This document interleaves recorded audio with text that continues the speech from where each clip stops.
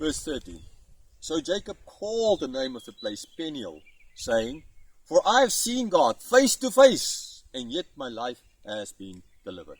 Okay, so he gives the name Peniel. He's seen God face to face. Now, he didn't really see him face to face because they were like kind of, it was dark. They most likely, so that means as well, most likely it was not full moon, and they used torches, right? But he ultimately wrestled with God, the pre-incarnate Christ, because God's spirit, God's not man. Pre-incarnate Christ, Yeshua, as we've seen as angel of the Lord coming and going, and he survived. Verse 31. The sun rose upon him as he passed Peniel, limping because of his hip. Just about the survival part. So he's like, he fought with God and he survived. So why are you afraid of your brother? Right? Why are you afraid of Esau coming? If you could strive with God and not die in seeing God face to face, then why are you afraid of Esau coming? So again, Moses telling the people, if he could strive with God, if he could see God and survive it, why are you afraid of those, supposedly according to 10 of the spies, giants there? Why don't you follow Joshua and Caleb? They did not. They were afraid. They turned their tails behind their legs like a stray dog and run off in the opposite direction. And when God said, well, now for that, you're going to stay here for another 38 odd years, then I wanted to go in there. And, well, no, we know as well where that ended up. So then the sun came up as he then passed, and he was limping. So limping because now the hip is gone. Okay? Limping, kind of. Right? Verse 32. Therefore, to this day, the people of Israel do not eat the sinew of the thigh that's in the hip socket, because he touched the socket of Jacob's hip on the sinew of the thigh. So he's just giving an explanation.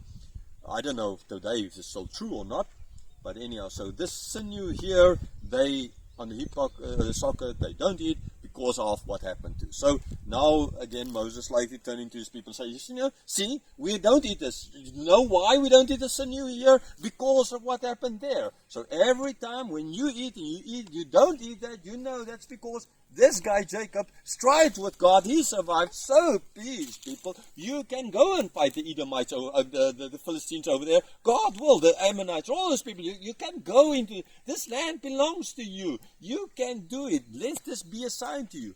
The same way how baptism is a sign to us. The same way how the Lord's Supper is the bread and the wine. It's a reminder of it that God overcame sin for us. Ultimately, for the glory of God, yes. That is the main reason. But because he overcame it for us. And since he overcame it for us in that way, he will make sure that we get to heaven. It's a down payment. It's not a question of, today you have it and tomorrow you don't have it. No, I could do it. I alone could do it. So you will get it. That's that idea of eternal security. Okay? So there is a sign. Something that could remind them all the time. Something close. Like the circumcision. When you took down your pants, you can see it. You know what this is a sign of. This like this. Why we don't eat this? Right? So many of these signs that God gave so these things that Jacob went through here, for example, and the others, Abraham, Isaac before them, it's all written down ultimately now for the people hearing it there in the desert to know that they need to go into the promised land. Like Abraham was called there, like Isaac was, like Jacob was. Go into that land. I am with you. I will protect you. Right? But when they heard this from Moses, going to that land, what the heck? They're giants. We can't go in there. We can't go in it. It's impossible. God just destroyed the Egyptian army, the superpower army. But we can't take on the army of Lesotho here, right? Yeah, that's the sad part. Same thing for us as well.